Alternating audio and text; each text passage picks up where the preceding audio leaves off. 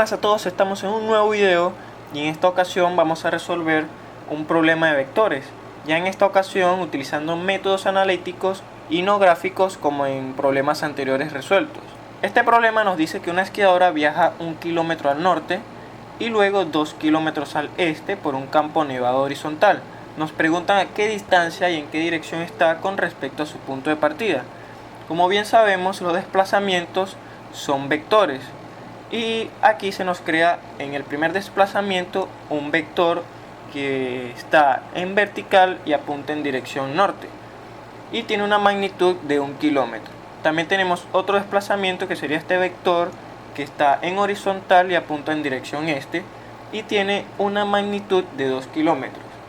Como bien sabemos, el vector resultante o la distancia total recorrida solamente depende del punto inicial y del punto final de los dos desplazamientos.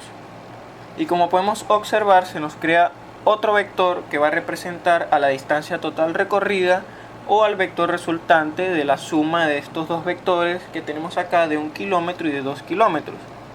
Y se nos crea un triángulo.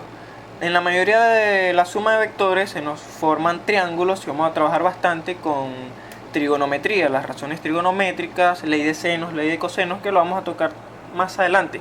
En este caso, este triángulo forma un ángulo de 90 grados.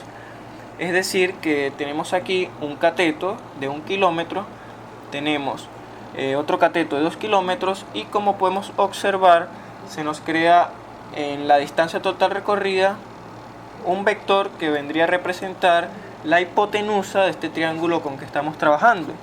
Este ejercicio resulta bastante fácil por ser un triángulo rectángulo y podríamos trabajar fácilmente con el teorema de Pitágoras, que nos dice que la distancia, bueno, en este caso la distancia total recorrida va a ser igual a la raíz cuadrada del primer cateto al cuadrado más el segundo cateto al cuadrado. Bueno, haciendo estas operaciones tenemos que la distancia total recorrida va a ser aproximadamente 2.24 kilómetros y ya obtuvimos la magnitud del desplazamiento resultante, o sea, el desplazamiento total que nos estaban pidiendo. Necesitamos saber ahora cuál es la dirección que lleva este vector. Y bueno, vamos a trazar estos ejes de coordenadas para guiarnos mejor. Y podríamos medir desde el eje X positivo, como vemos aquí, o podríamos medir bien desde el eje Y positivo. O podríamos decir que vamos a medir, en este caso en θ, vamos a medir desde el este hasta el norte. Y en este caso desde el eje Y vamos a medir desde el norte hasta el este, que sería para el alfa. Y bueno, vamos a medir el ángulo de alfa y vamos a utilizar la razón trigonométrica tangente. ¿Y qué nos dice la tangente? La tangente nos dice que la tangente del ángulo va a ser igual al cateto opuesto entre el cateto adyacente. Ya vamos a ver cuál va a ser el cateto opuesto y cuál va a ser el cateto adyacente. Mira, vean acá. El cateto opuesto es aquel que está opuesto al ángulo, que es este que tenemos acá. Entonces, el cateto de 2 kilómetros va a ser el cateto opuesto al ángulo. Y bien, el cateto adyacente ya sería este de 1 kilómetro, que es el que está aquí tocando la parte del ángulo alfa. Ahora, reemplazando valores, tenemos que en el cateto opuesto tenemos 2 kilómetros y en el cateto adyacente tenemos 1 kilómetro. Ahora, de aquí tenemos que despejar a alfa. Pasamos a tangente del otro lado con su función inversa, que sería la tangente a la menos 1 de 2 kilómetros entre 1 kilómetro. Dividimos primero 2 kilómetros entre 1 kilómetro, que serían 2 kilómetros, y sacamos la tangente inversa en la calculadora.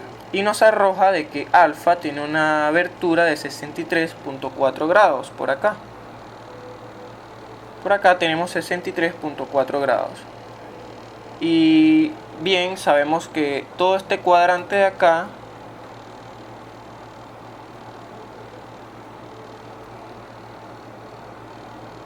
tiene 90 grados.